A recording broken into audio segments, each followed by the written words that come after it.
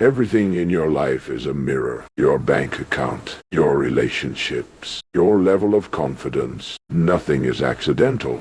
What you see on the outside is a reflection of what you have accepted on the inside. Most people try to change results without changing the cause. That is why nothing works. In the next moments, you'll discover how to change the inner cause and watch the outer world respond automatically. This is not philosophy. This is practical truth. Section 1. The architecture of the mind. There's a phrase that has entered the common lexicon in recent years, often draped in the robes of mysticism, or presented as a newfound secret of the modern age. It is discussed in hushed tones in coffee shops and proclaimed loudly from seminar stages. It's called the law of attraction. However, to treat this concept as a modern invention or a magical charm is to misunderstand the fundamental mechanics of human existence. There is nothing new about truth. Truth, by its very nature, is timeless. It existed before we had language to describe it, and it will exist long after our current terminologies have faded into history. What we are discussing here is not magic, nor is it a trick of the mind. It is a law. It is as real, as unforgiving, and as reliable as the law of gravity. If you were to step off the roof of a high-rise building, you would fall. It does not matter if you are a good person or a bad person. It does not matter if you are rich or poor, educated or ignorant. The law of gravity operates independently of your opinion of it.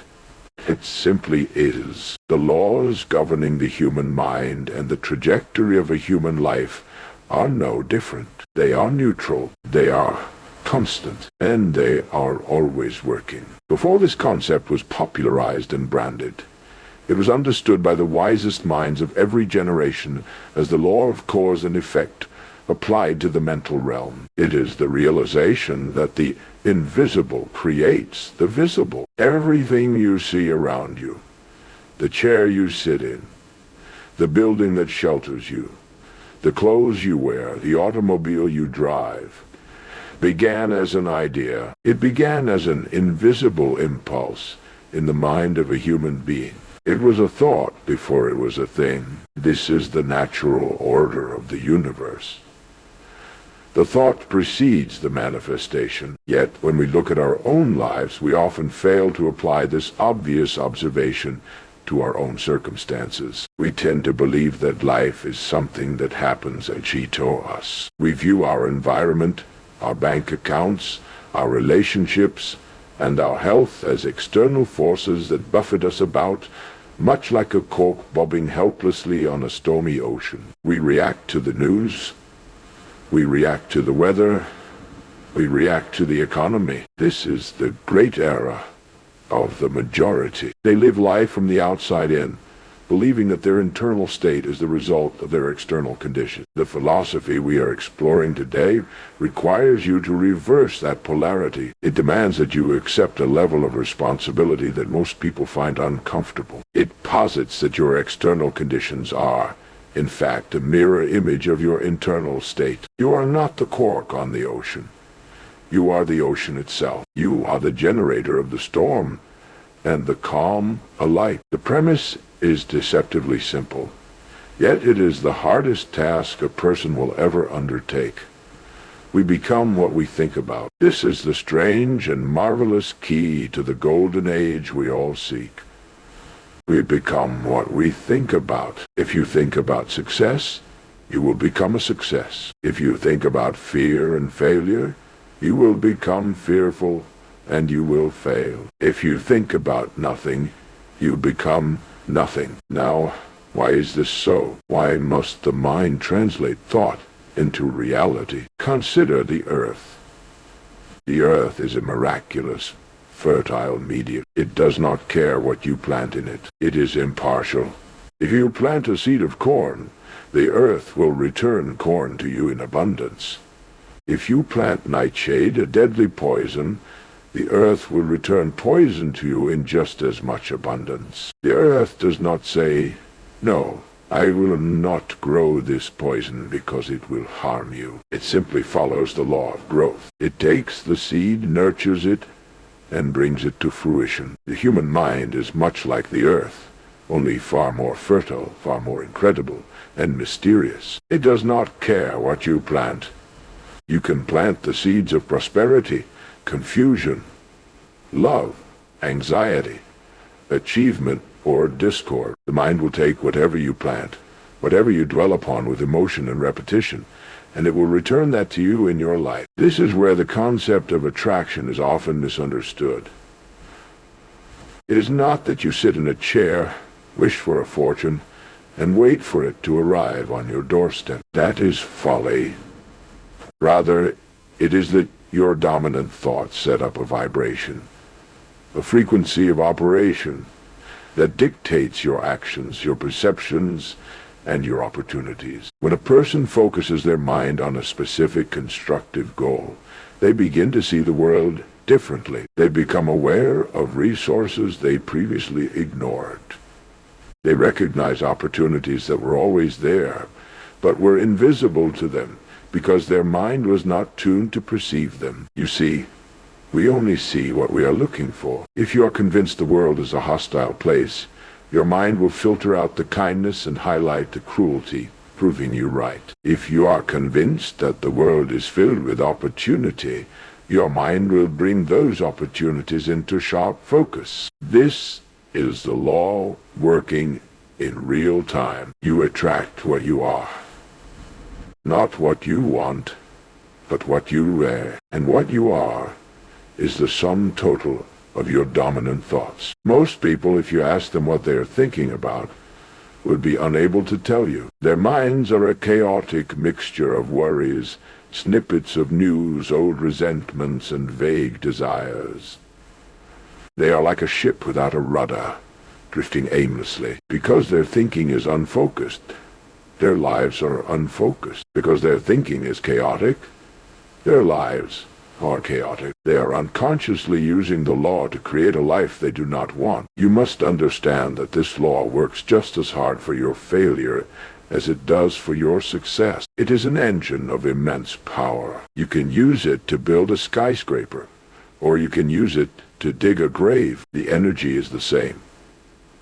The mechanism is the same. The only difference is the blueprint you provide. Let us look deeper into the mechanics of this cause and effect. Every creation is a result of a specific intent. A builder does not arrive at a construction site and hope a house appears. He arrives with a plan.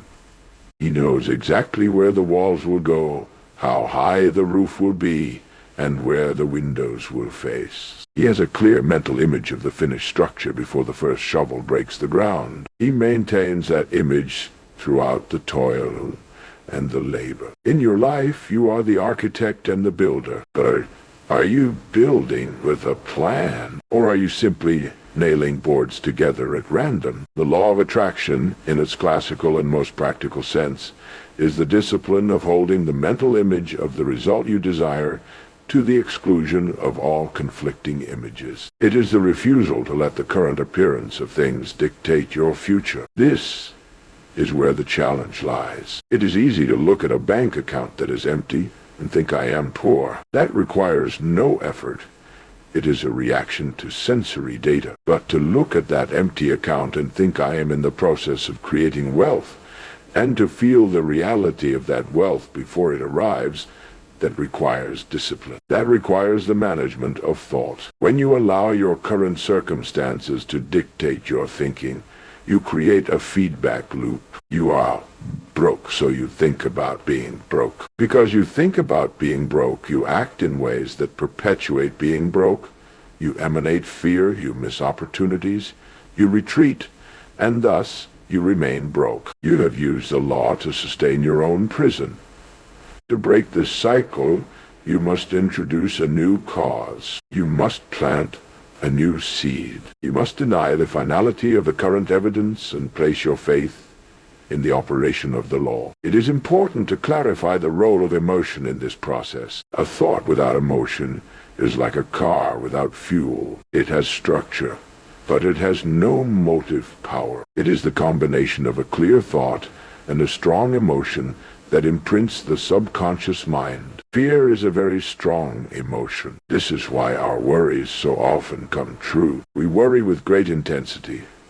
We visualize the worst-case scenario with vivid clarity and heart-pounding emotion. We are essentially praying for what we do not want. The wise individual learns to harness this emotional power for constructive ends. They learn to feel the satisfaction of the goal achieved before the goal is actually achieved. They walk with the confidence of the person they intend to become. They speak with the assurance of the success they have already claimed in their mind.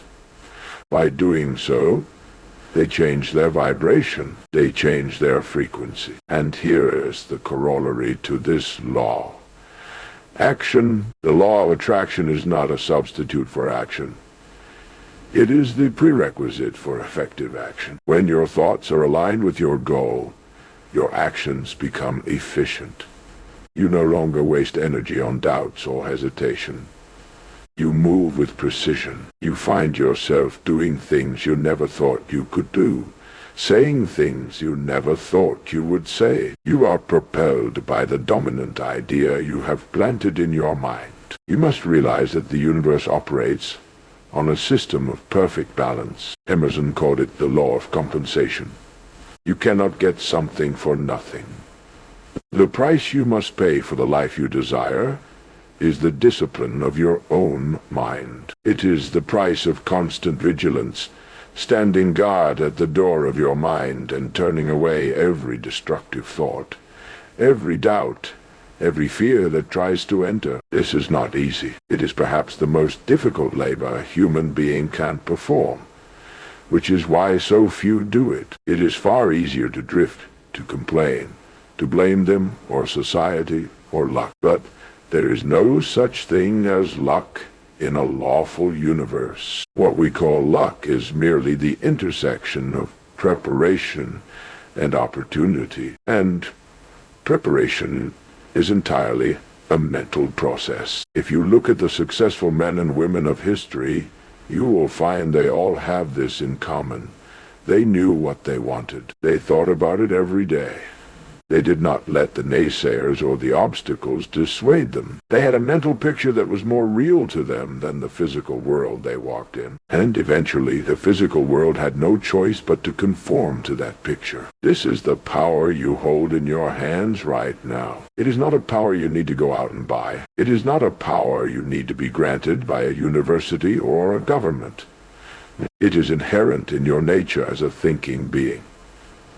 You are using it right now. You have used it to create exactly the situation you are in today. If you are satisfied with your current situation, then you may continue thinking as you have been thinking. But if there is a gap between where you are and where you wish to be, the bridge across that gap is built of your thoughts. You must begin to treat your mind with the respect it deserves. It is not a trash can for the negativity of the world.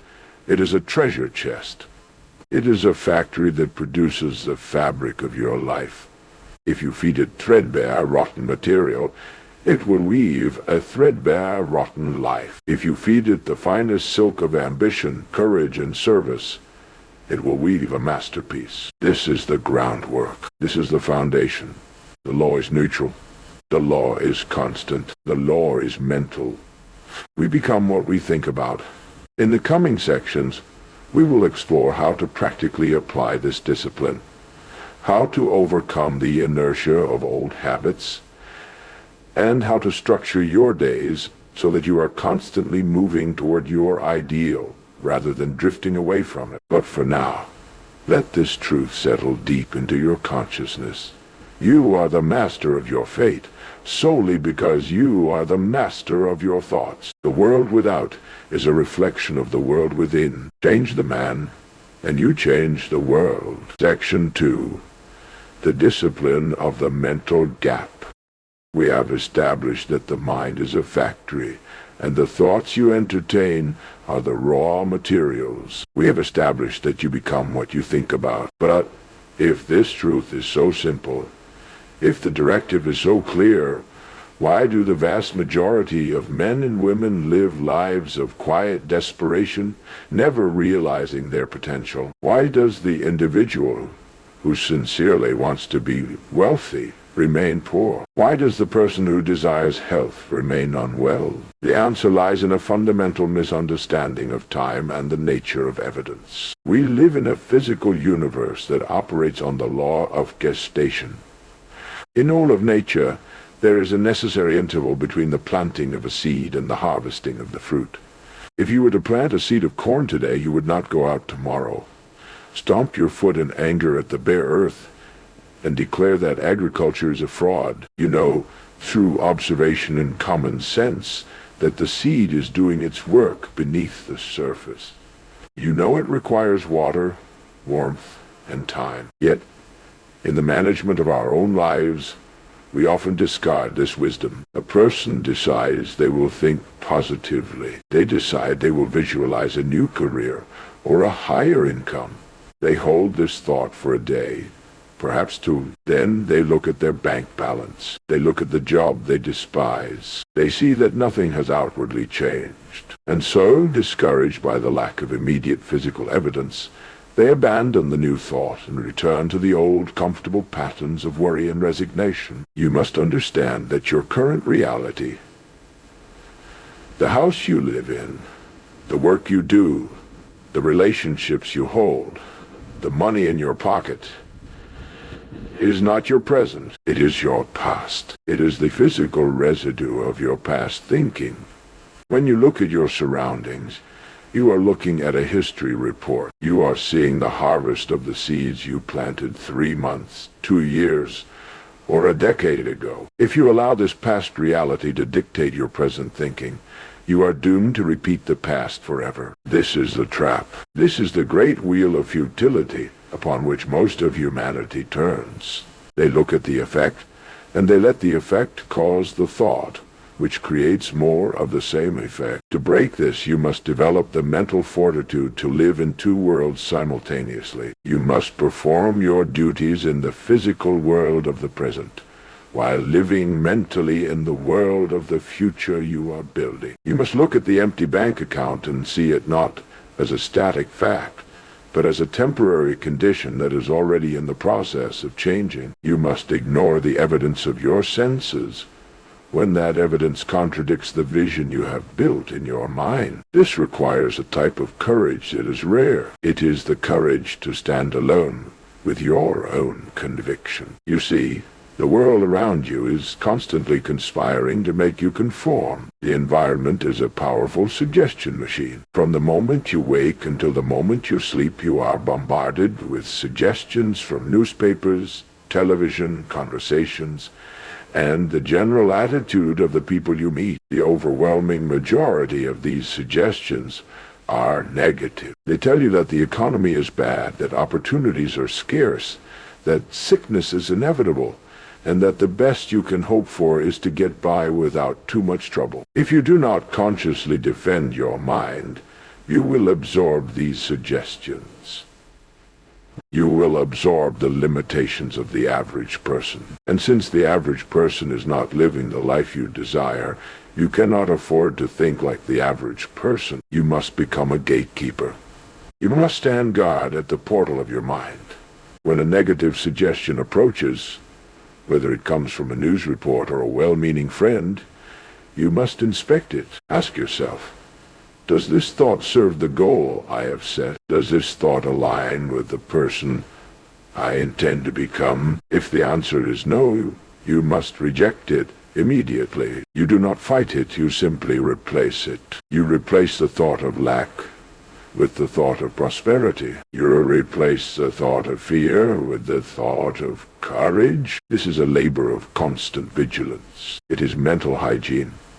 You would not eat food found in a garbage can because you know it would poison your body. Yet, many people let garbage thoughts enter their minds without a second's hesitation, unaware that these thoughts are poisoning their future. There is another obstacle you will face, one that comes from within. It is the resistance of your own self-image. Over the years, You have built a concept of who you are. This self-image acts like a cybernetic mechanism, a thermostat. If you view yourself as a person who earns a certain amount of money, and you suddenly begin to earn more, or even just be thinking about earning more, your internal thermostat will trigger an alarm. You will feel uncomfortable. You will feel anxious. You will feel a strong, almost physical urge to retreat to the familiar. This anxiety is not a sign that you are doing something wrong. It is a sign that you are growing. It is the sensation of breaking through an old barrier. Most people interpret this discomfort as a warning to stop. So they retreat to their comfort zone, and the feeling of anxiety disappears. They feel relieved, but they have abandoned their advancement. When you begin to apply this law, when you begin to hold the image of your success, you will feel this tension. You must recognize it for what it is.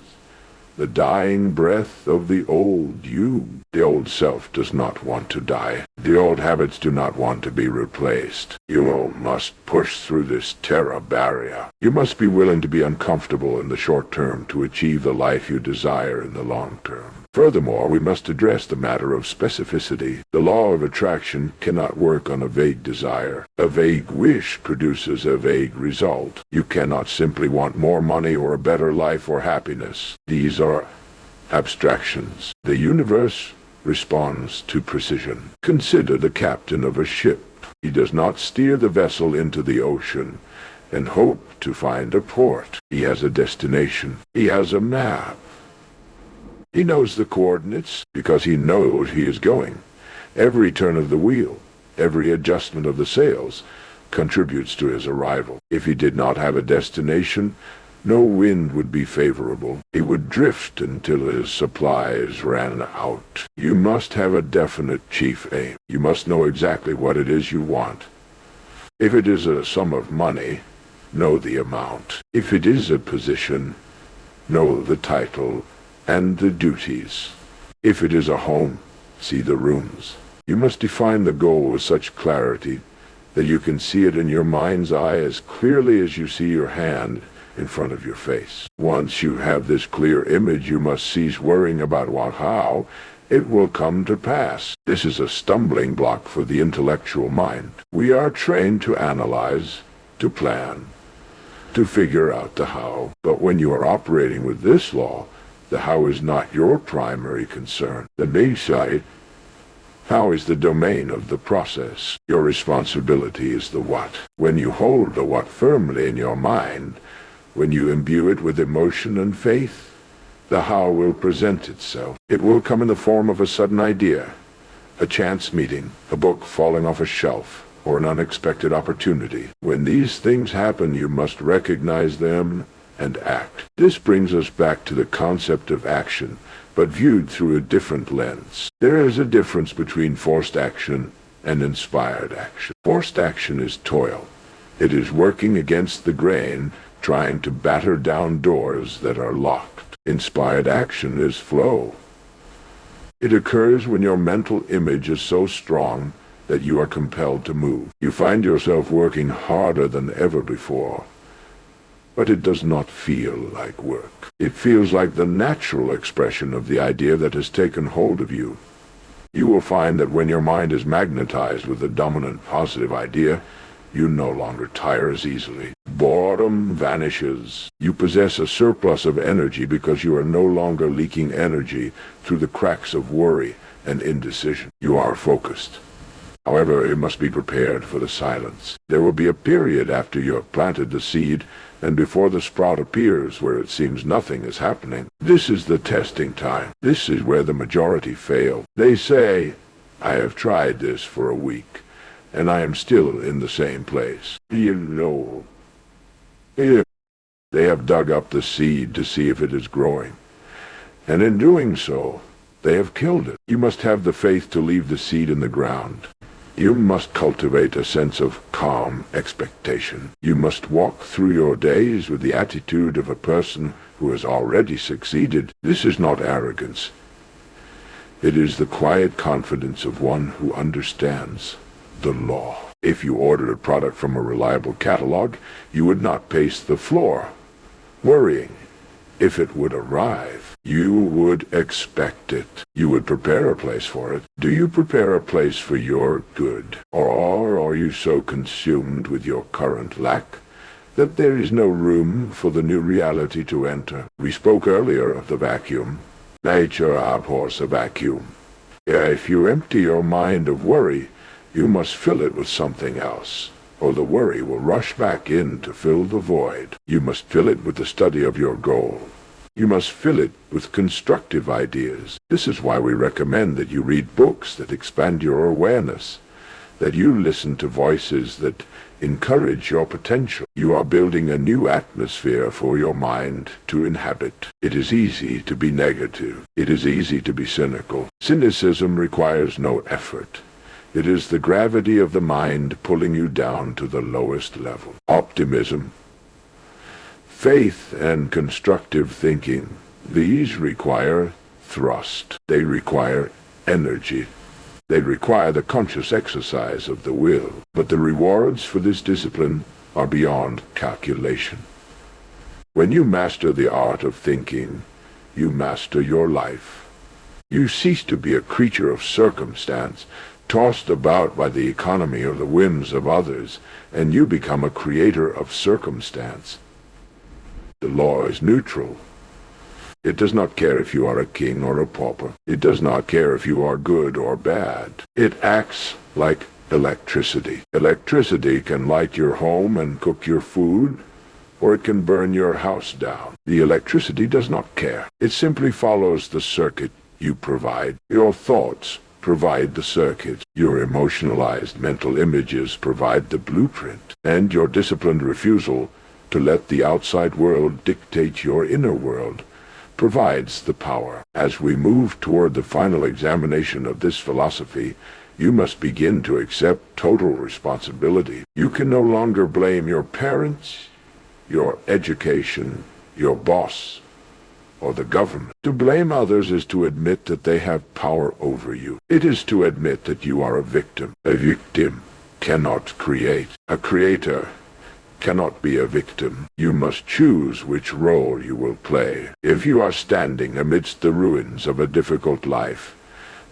acknowledge that your own thinking built those ruins. This is a hard pill to swallow, but it is also the most liberating truth you will ever hear. For if your thinking built the ruins, your thinking can build a palace. The power that dug the pit is the same power that can build the mountain. The tool is in your hands. The question is, do you have the discipline to use it? Do you have the persistence to sustain the vision when the night is dark and the dawn seems far away? In the final section, we will discuss the practical blueprint, the specific daily regime necessary to integrate this philosophy into your blood and bone, so that it becomes not just something you know, but something you are. We will bridge the gap between the theory of attraction and the practice of living. Section 3. The architecture of discipline. We arrive now at the bridge between intellectual assent and physical reality. It is one thing to nod your head in agreement with these principles while sitting in a comfortable chair.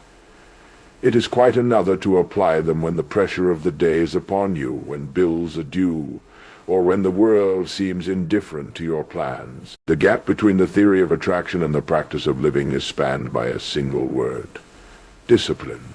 Do not misunderstand this word. Discipline is not a grim, jaw-clenched endurance of pain. True discipline is simply the ability to give yourself a command, and then follow it. It is the art of remembering what you want.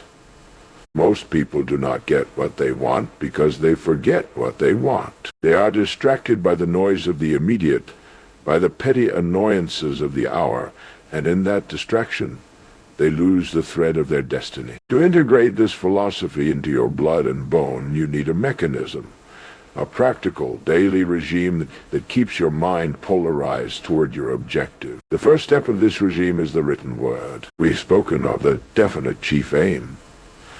Now, You must commit it to paper. You must write down your specific goal on a card that you can carry with you. It should not be a long, rambling paragraph. It should be a concise, positive statement of the condition you intend to create. Carry this card in your pocket. Look at it first thing in the morning. Look at it throughout the day. Look at it just before you go to sleep. Why is this physical act necessary? Because the card acts as a trigger. In the chaos of daily life, your old conditioning will try to reassert itself. You will fall back into the rut of thinking about what you really don't have. The moment you touch that card, the moment you read those words, you snap your mind back to the frequency of your desire. You are re-impressing the image upon your subconscious. You are telling the cybernetic mechanism, this is the course. Maintain this heading. As you look at your goal, you must realize that there is a price to be paid for its attainment. There is no such thing as something for nothing. This is a universe of order, not of magic. The law of attraction is the magnetic force that draws opportunity to you, but the law of compensation is the force that determines what you have earned. You will receive in direct proportion to what you give. Many people attempt to use mental laws to bypass the necessity of work or service. They sit and visualize wealth, yet they render no service to their fellow man. This is a delusion. It is like a man standing in front of an empty wood stove and saying, "Give me heat, and then I will put in the wood."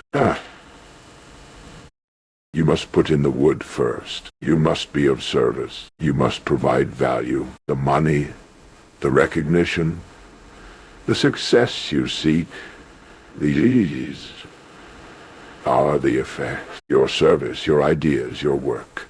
These are the causes. You must become a person of value before you can become a person of means.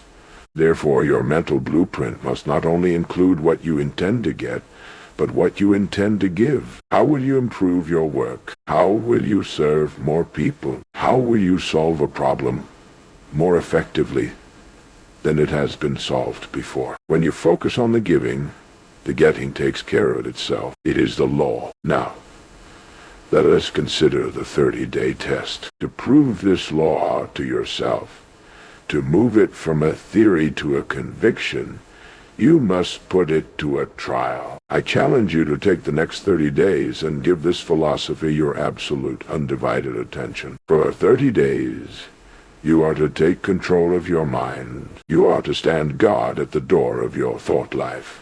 Every time a negative thought attempts to enter, a thought of fear, of worry, of inferiority, of criticism, you must act as a mental bouncer. You must immediately eject it and replace it with a positive thought related to your goal. This will be the most difficult work you have ever done. You are fighting against years, perhaps decades, of mental inertia. You are rewiring the neural pathways of your brain. During these 30 days, you must act as if it were impossible to fail. You must wake up in the morning with a sense of vitality and purpose.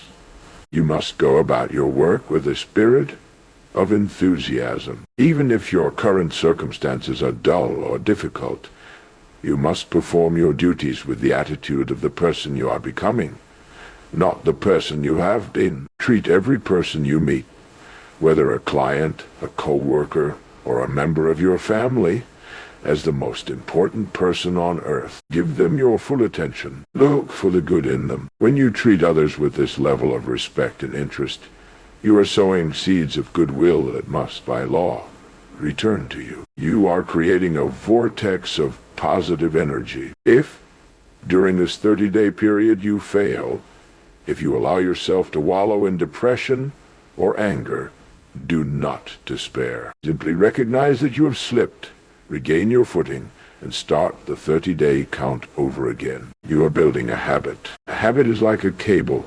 We weave a thread of it each day, and at last it becomes so strong we cannot break it. You are weaving the cable of success. You will notice, as you practice this, that your world begins to change. It may be subtle at first. People will react to you differently. Tension will leave your face and your posture. You will find that lucky coincidences begin to happen.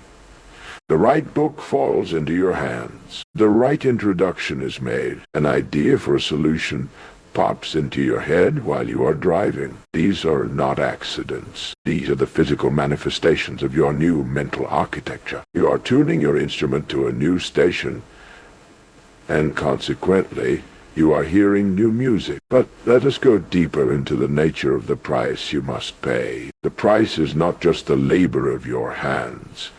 It is the labor of your attention. The greatest medical minds have long told us that the only thing that can cause an ulcer is worry. The only thing that can break down the physical body in the absence of disease is emotional stress. And what is stress? Stress is the friction caused by the misalignment of your thoughts. It is the result of imagining the worst. The price of success is the willingness to cut away the luxury of a negative emotion. It is the refusal to indulge in self-pity. It is the strength to look at a problem and say, this is merely a fact. It has no power over me unless I give it power. I will find the solution.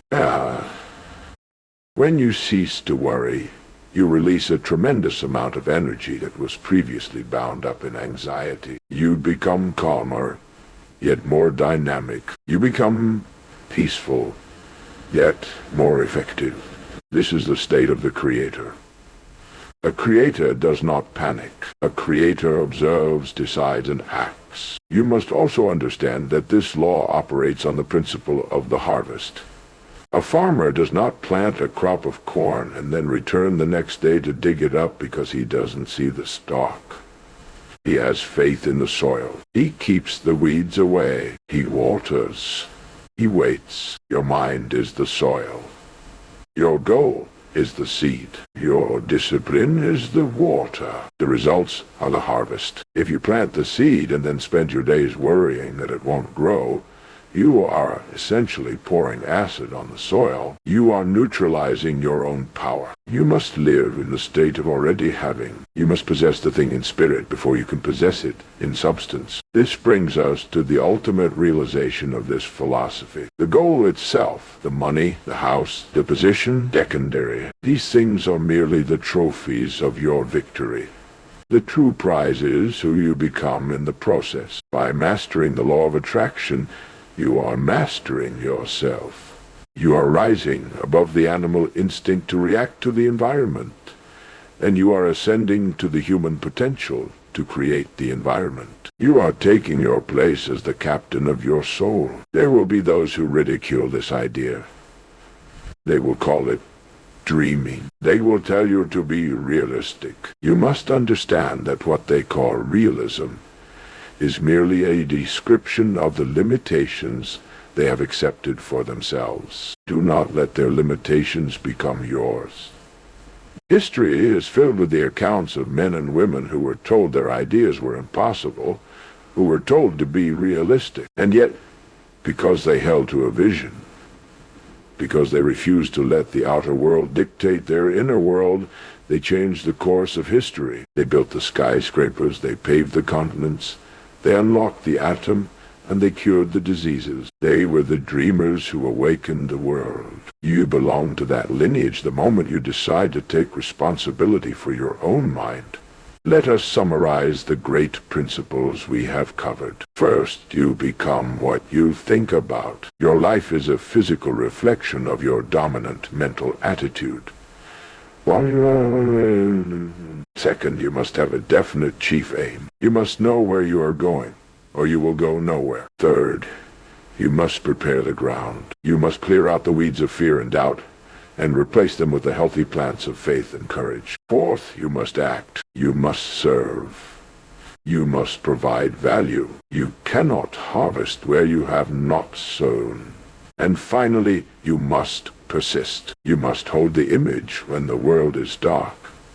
You must maintain the discipline when you are tired. You must treat the management of your mind as the most important job you will ever hold. The doors of the world are open to the person who knows where he is going. The universe is not conspiring against you.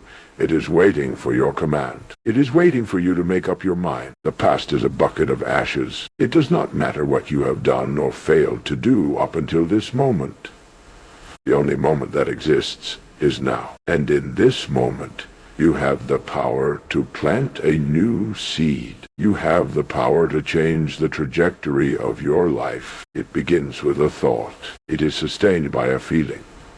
It is made manifest by an action. This is the law. It is impartial. It is unfailing. It is yours to use. Make your decision today. Write your goal on the card. Set your face toward the sun, so that the shadows fall behind you. Walk with the assurance of one who understands the mechanics of destiny.